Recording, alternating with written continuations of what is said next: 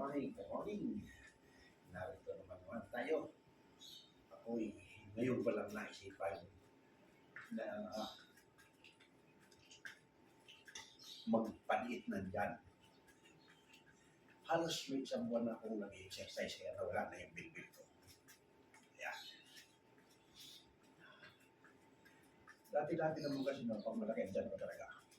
Takbo ako rito, ikot ako dito sa misa ng bilyaran ko. Hindi na ako nag-jogging ako sa labas. Mahirap bumalik paradyo. Kaya dito lang ako.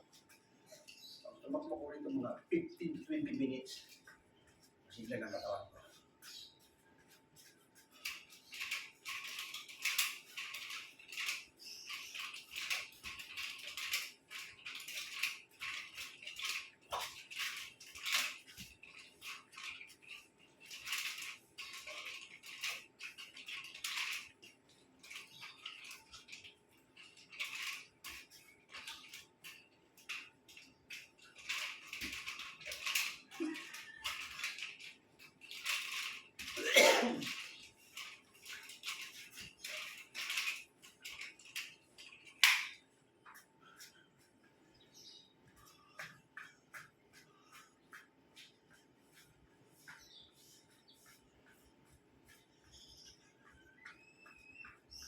Kaya yung medyo malalaki dyan.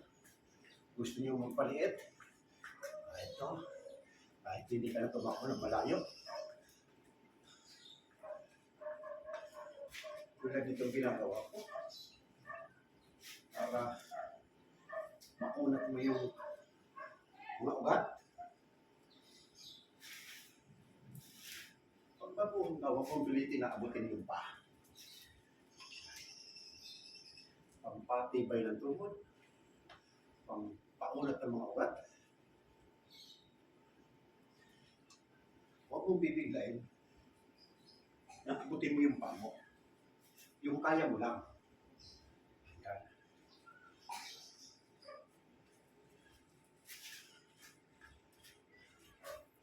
Lalo din ganyan. Pampatibay ng tuhod yan. Tumibay yung tuhod mo.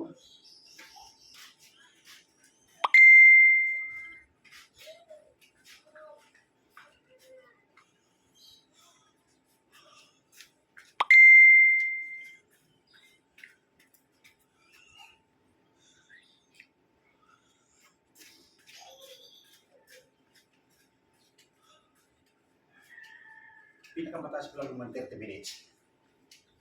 30 minutes lang lawas na yung pawis ko. Masarap pagpapawis. Eh, yung gusto mong papawis dyan, sabayan mo na ako sa umaga.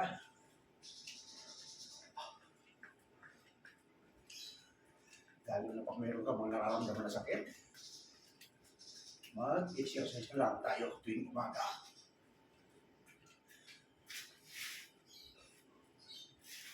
Paunat ng mga ugat. Pampahatak ng mga kawan.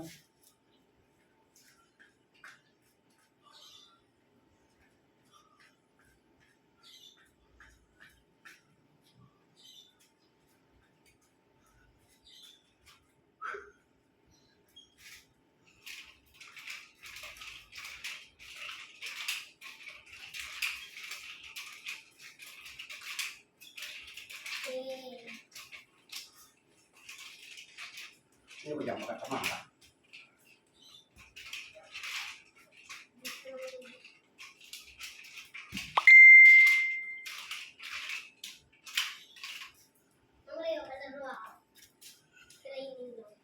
Dulo. Maglaro. Mamaya na.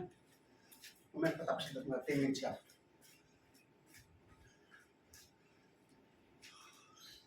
May maglalaro bata sa hapuliyakan. Iiyak kami ng ulo.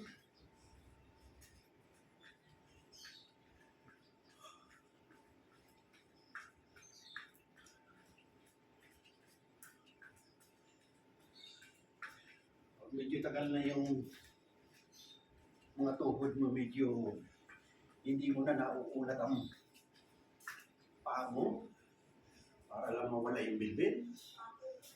Ayan.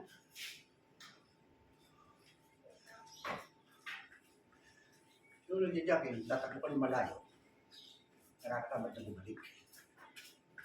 Kaya kahit nasa loob ka ng makuran, importante din yung oras. Lalan mo yung oras mo kung ilang minutes. Ako, pinakabababa, 15 minutes. Pag sinipak naman ako, sumusunod ako 30 minutes.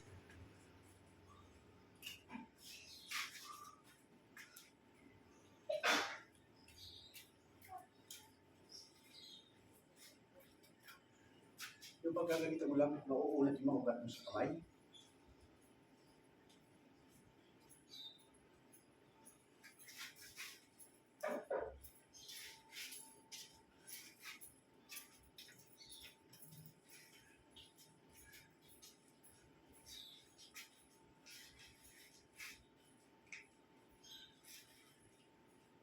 Ito, pag ganyan ka, napupwesto mo yung mga ugat mo rito.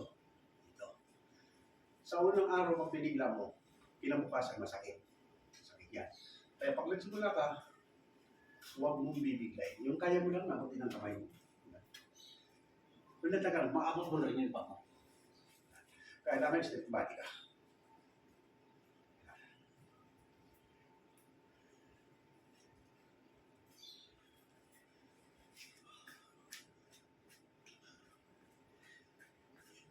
Yung takbo mo lang ganito, para ka lang nag-jogging.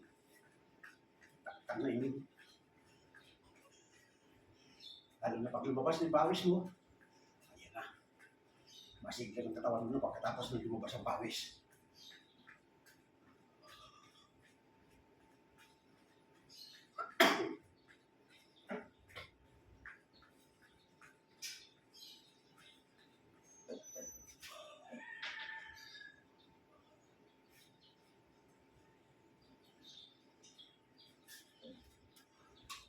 Ito naman, binatilyo pa lang ako, nag-aaral na ng tiyak.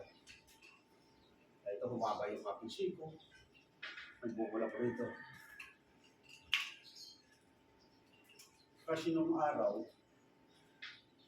pumasok din ako sa... Gusto ko sana nung araw matutong ng karate. Kaya isang buwan lang pumasok sa Bilcat dito sa Santa Cruz.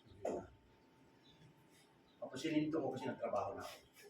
Kaya yung mga natutunan ko, exercise, yung ginagaya ko na kahit hindi na ako nagpatuloy sa pag-aral ng karate. Dati ko sa kulit ako, bilis ako dati ng araw dito. Ngayon, siyempre, may edad na tayo.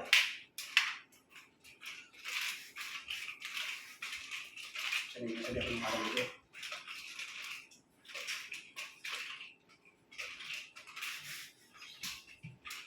Nasablay na.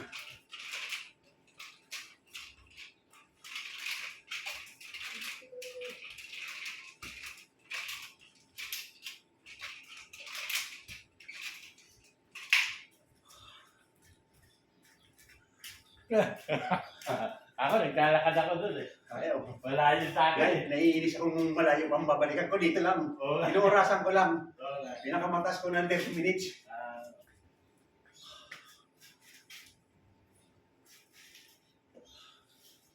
Kasi pag lumalaki dyan ko, nahihirapan ako. Kaya, madalas dito pag lumalaki ng dyan ko, pero dito pag bigla tinabad na naman ko, lalaki dyan ko. Dito ko pinalilit lang sa aking bilyaro na ito. Ikot-ikot lang ako rito.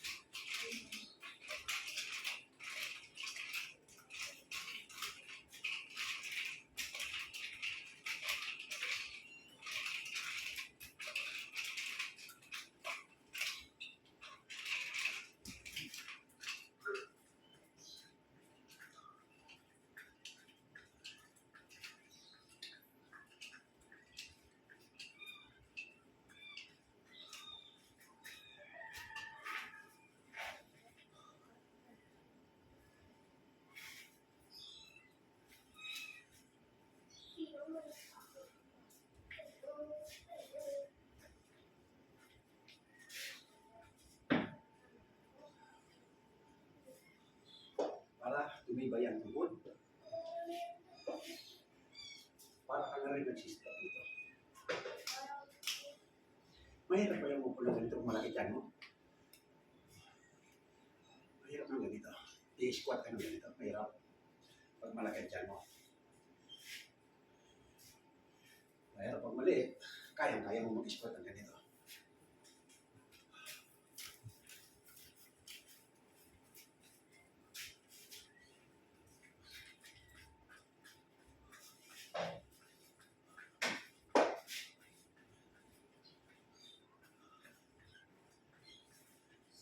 Oh, puta!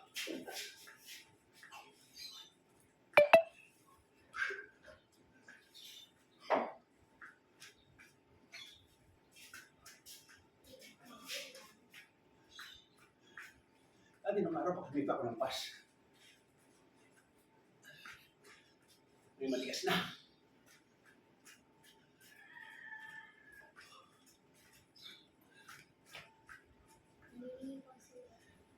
Bata pa, medyo binata pa ko nung malakasan pa ako.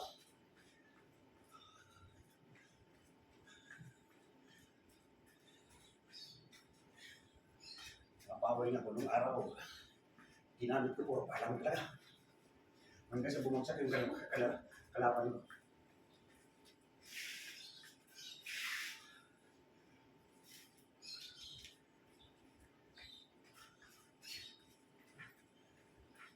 Mabilisan pa ko nung araw. Kaliwat kanan yan.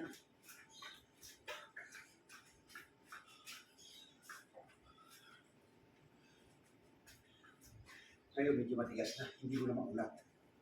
Iba na yung may edad. Pag sumipa ka nung araw, alas panta siya ulo mo.